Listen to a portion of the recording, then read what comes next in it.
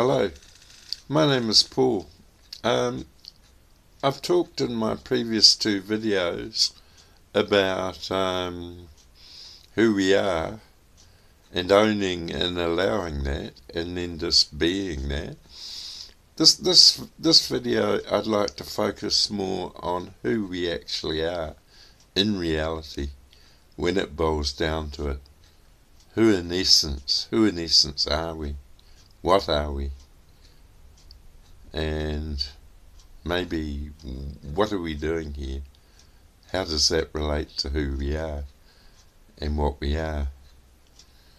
Now, for me, the best possible way of understanding and knowing who we are is to think about, or to actually focus on something, objects, your surroundings, something from your surroundings, and focus on that.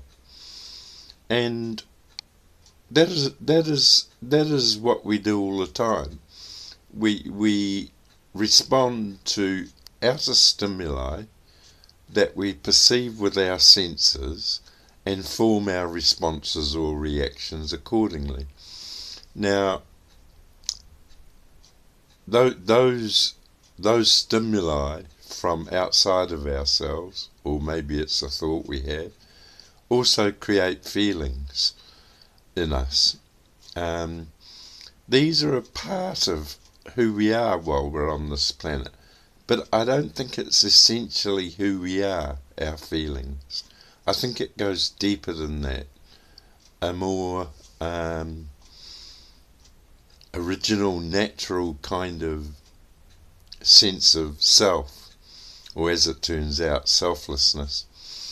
So as I was saying, focusing on something in your surroundings that you choose to focus on, and observing that.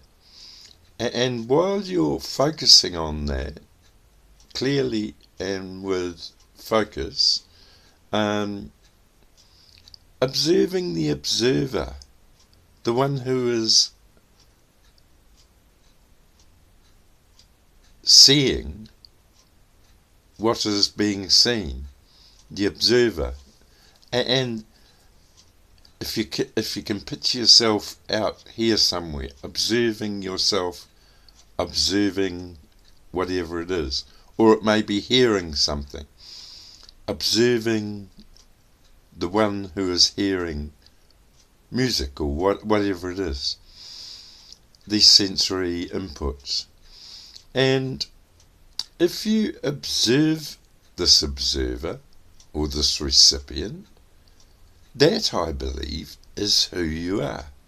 And the question then is, what does that look like? How does that feel? Because I believe if you can answer those questions, then you have discovered, understand, and know, at least better, who you are. And if you're anything like me, when I observe myself in the act of receiving sensory stimuli, either through the eyes, the ears, the nose, the mouth, or by touch, I think it's easiest if we focus mainly on sight.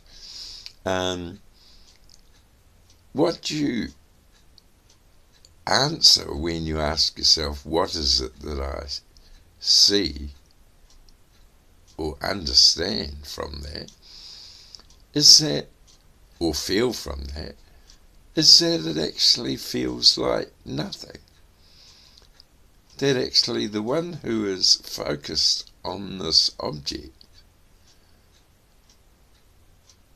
is actually coming from a source of nothingness. Now that may seem odd and bizarre, and even maybe a little bit intimidating, because we're very used to thinking we're a somebody, a something.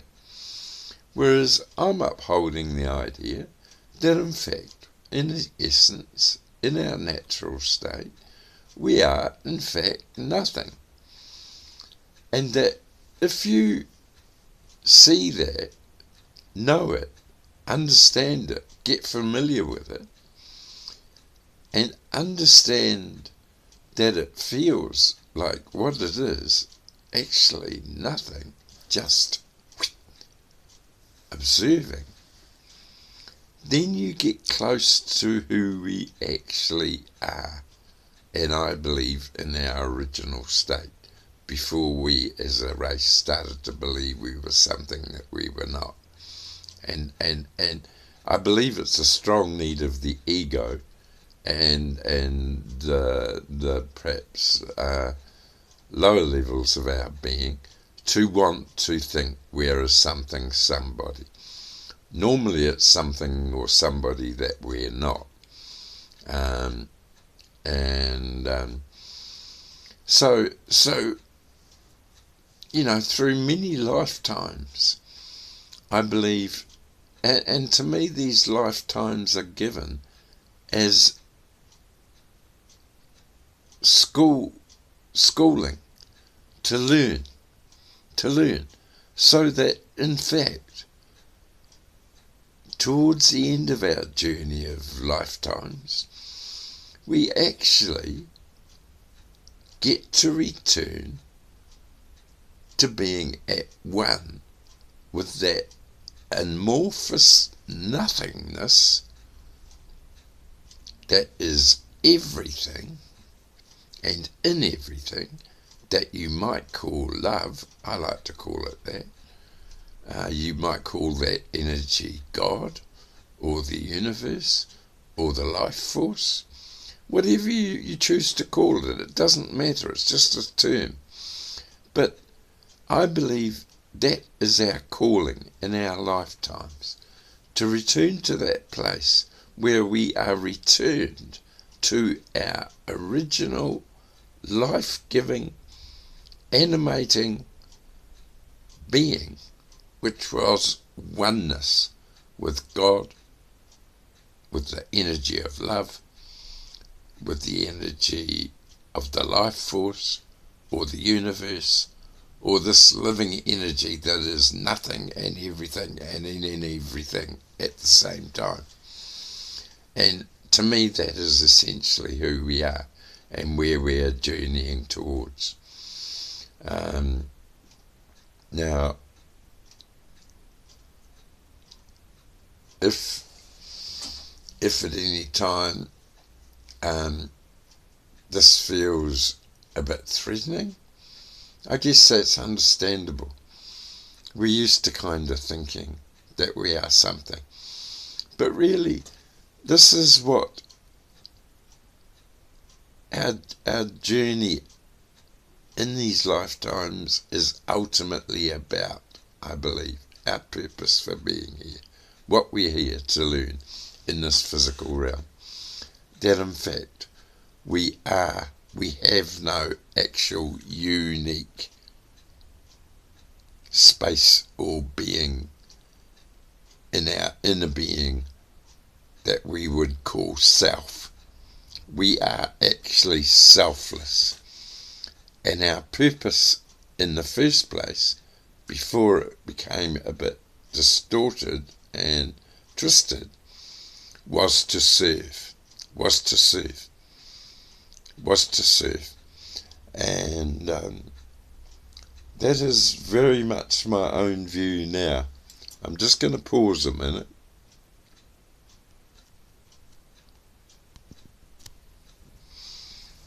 Now the thing is this. Once we become familiar with this nothingness that we are, and okay with it, because we should be okay with it, it's only our egos that are complaining otherwise, and it will take some adjustment, then that is a good point that we can always return to if we lose it, because we're familiar with it, we know it. Once we've experienced it, we will never want to leave it, and we won't. If in the initial stages you drift off, that's fine. but you will be familiar with it, you will know it, you will want it, and you will return because you're familiar with it and you recognize it. It is you, it is who you are.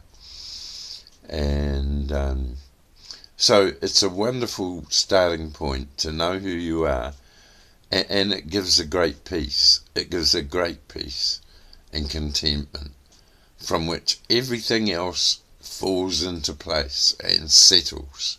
It settles into place. It stills the mind if you observe the mind from that perspective. When the mind is busy and chattery,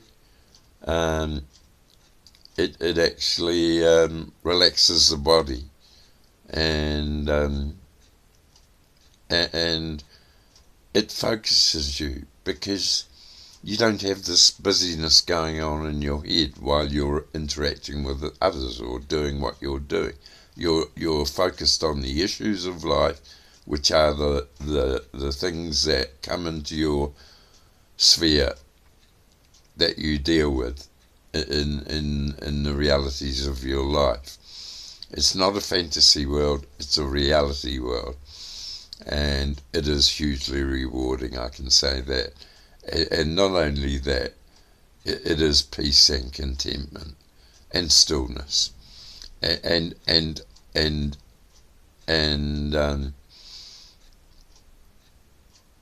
you know,